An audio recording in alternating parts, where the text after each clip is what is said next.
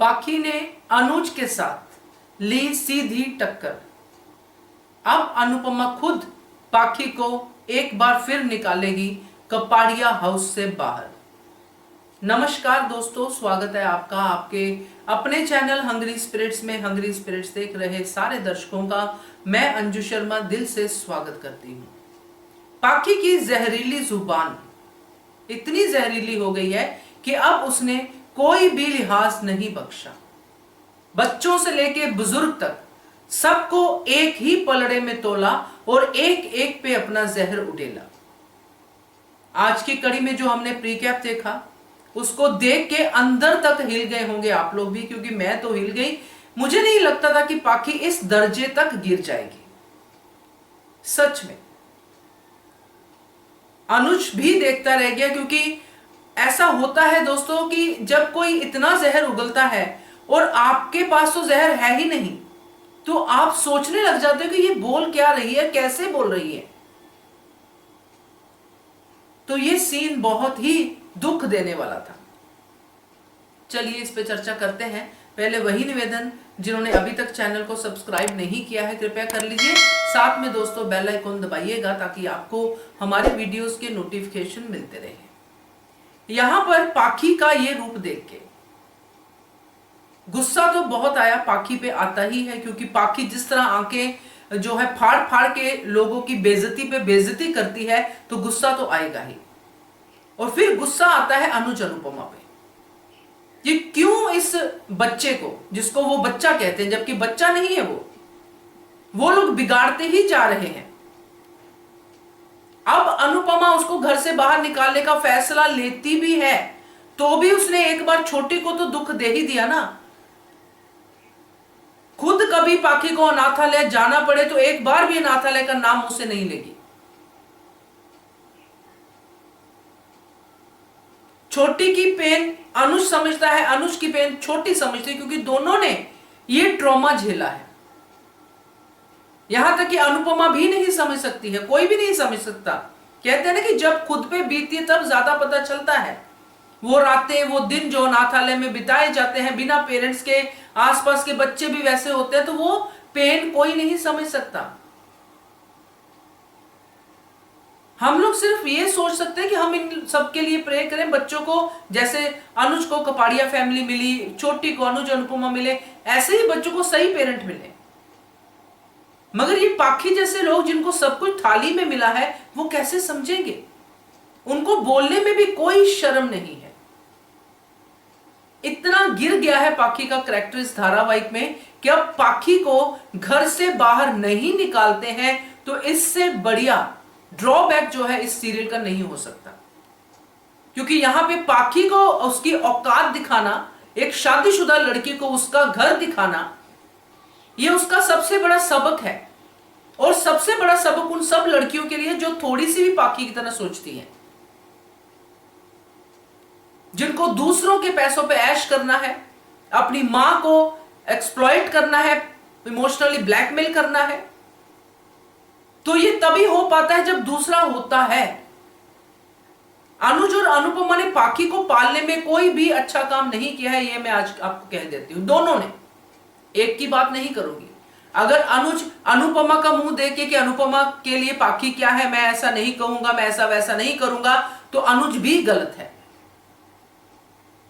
अगर अनुपमा पाखी को हाइप पे जाने के बाद घर से बाहर निकालती है और पहले कुछ नहीं कहती है, पहले सिर्फ उसको लेक्चर देती रहती है, और आज पाखी ऐसी बनती जा रही है, तो उसमें अनुपमा की भी गलती है। होते हैं घर में क्लेश होते हैं, लड़ाइयां होती हैं, आपस में तकरार होती है, मगर एक बच्चे का घर बसाना भी मां बाप की ड्यूटी होती है। उसको वो सही रास्ता दिखाना भी मां बाप की ड्यूटी होती है। क्यों वहां पे पाखी रह रही है, हम सब बार बार ये सवाल करते हैं। इस सवाल का जवाब कहीं से आ नहीं रहा है।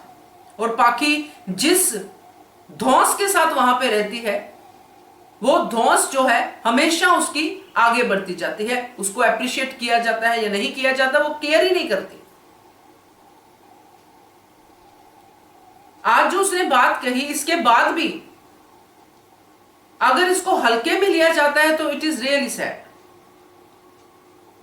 क्योंकि वो छोटी बच्ची हर किसी के जो है शतरंज का मोहरा बन रही है। क्यों बने भाई मोहरा? क्योंकि वो अनुज को प्यारी है, अनुज की बेटी है, इसलिए।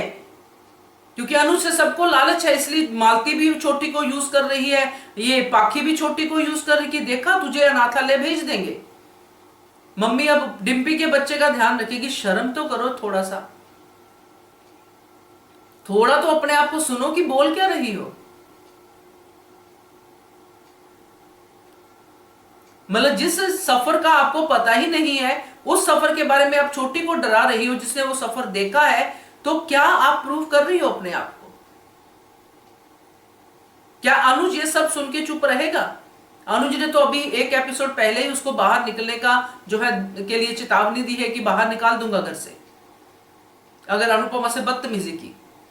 अब अनुपमा से बदतमीजी करने से वो थकी नहीं है, तो अब छोटी पे आ गई है कि छोटी के मन में जहर भर दे, क्योंकि उसको एक्चुअली पाखी को कुछ नहीं दिखता है। पाखी को दिखता है कि मैं अपनी मम्मी को कैसे ये बताऊं कि मम्मी सिर्फ मेरी केयर करे, मैं हूं अपनी मम्मी की बेटी। ये सब उसकी पॉजेसिव नेचर से इतना ज्यादा निकल रहा है कि मम्मी का जितना पैसा हो मेरा हो, मम्मी का जितना प्यार हो मेरा हो, मम्मी किसी और से प्यार ना करे, मैं हूं, मुझे ही इंपॉर्टेंस मिलनी चाहिए। उसके बीच में जो भी आएगा वो पाखी के जहर का शिकार होगा। तो आज पाखी के जहर ने हर लिमिट को तोड़ दिया।